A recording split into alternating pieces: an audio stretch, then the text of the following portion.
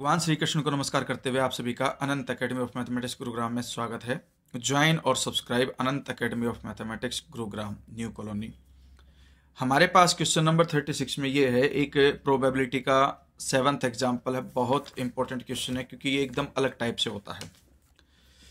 Consider the experiment of tossing a coin if the coin shows head toss it again. यानी कि पहले हम क्या करेंगे, एक कॉइन को टॉस करेंगे, उस पर या तो हेड आएगा या टेल आएगा। तो हेड आने की प्रोबेबिलिटी 1/2, टेल आने की प्रोबेबिलिटी 1/2। ठीक है, फिर आगे क्या कहता है कि if coin shows head toss it again. अगर हेड आया तो उसको फिर से टॉस किया, यानी कि हेड आने के बाद फिर से हेड आएगा तो दोबारा से हेड आने की फिर उसकी प्रोबेबिलिटी 1/2 होगी। और ये 1/2 और 1/2 दोनों मल्टीप्लाई होकर फाइनल प्रोबेबिलिटी एच की 1/4 हो जाएगी। सेम वे में नेक्स्ट केस जो एच टी का है, एच टी की प्रोबेबिलिटी भी 1/4 हो जाएगी। ठीक है, क्योंकि पहले हेड आने की प्रोबेबिलिटी 1/2, फिर हेड आने के बाद दोबारा कॉइन किया उसकी 1/2, फिर दोनों मल्टीप्लाई होकर के फाइनल जो है 1/4।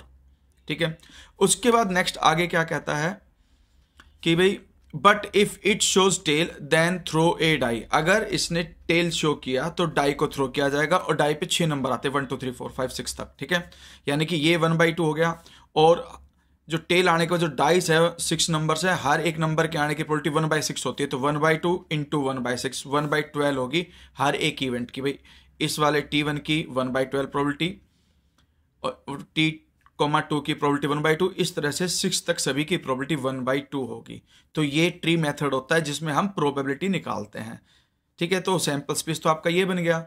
फिर उसके बाद आगे कंडीशन क्या कहता है वो देखिए, find the conditional probability of the event the die shows a number greater than 4। तो ग्रेटर देन 4 वाले जितने भी नंबर्स है उनको आप एक इवेंट का नाम दोगे और given that there is at least 1 tail, और वहां पर 1 टेल के लिए एक। तो ये सारा कुछ लिखने की जरूरत नहीं है, सीधा ये फिगर बनाना और उसके बाद सीधा यहां आ जाना जो इन्होंने ये लिखा है कि भाई F be the event there is at least 1 tail, कि भाई कम से कम एक टेल है। And E be the event the die shows a number greater than 4। तो सिंगल टेल वाले जितने भी मेंबर्स थे सैंपल स्पेस के अंदर वो सब लिख दिए। एच के साथ टी है, फिर T1 से लेकर के T6 तक सब में टी है। फिर ई है number greater than 4। Number greater than 4 वालों में 5 और 6 ही आएंगे डाइस पे, वो सिर्फ 2 ही केसेस हैं। इन दोनों में अब इंटरसेक्शन क्या आ रहा है, T5 T6 दोनों में ही है, ई में भी है एफ में भी, तो वो इंटरसेक्शन में आ जाएंगे। अब हम प्रोबेबिलिटी ऑफ एफ निकालेंगे और इसमें जो पैटर्न है ट्री मेथड का जब हम यूज करते हैं तो प्रोबेबिलिटी निकालने का जो क्राइटेरिया होता है वो ये होता है कि हर एक इवेंट की जो प्रोबेबिलिटी हमने ट्री में निकाली है उन सबको ऐड कर दो, यानी कि probability of H T plus probability of T1 plus probability of T2 and up to probability of T6। अब एच टी की प्रोबेबिलिटी 1/4, T1 की प्रोबेबिलिटी 1/2 और 6 तक 1/12 ही है। ठीक है, ये 1/12 है, सॉरी 2 बोल दिया था गलती से मैंने। तो 1/4 प्लस 1/12 एंड सो ऑन। अब हम क्या करते हैं, इस पूरे का एलसीएम लेंगे, 12 एलसीएम आएगा, यहाँ 3/12 ही हो जाएगा ये भी।